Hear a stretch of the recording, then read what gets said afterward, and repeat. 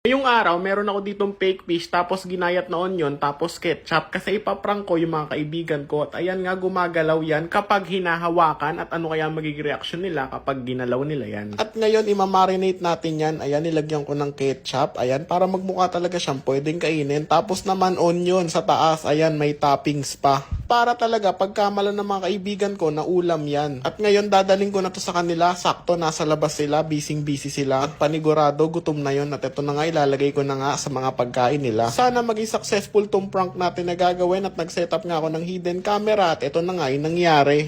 Wow! Sarap ng ulam natin, guys! Ay! Tayo na! Sa toilets na! Guys! Kaya tayo! Sarap ng ulam natin, oh! Uy! Wow! Diba sarap, oh? Dali, gutom na ako!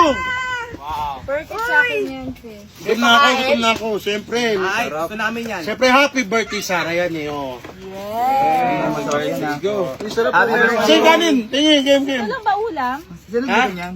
Ito lang ba ulam? Ano ka natin? Uy, langan, may langan. Nauna pa tayo ng mga. May kanin naman. Hindi, pero try natin mag-grill. Yan muna. Sino grill nito? Magtitig nga po yun. Ha?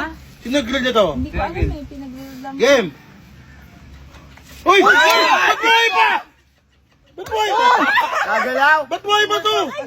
Uy! Uy! Uy! Ba't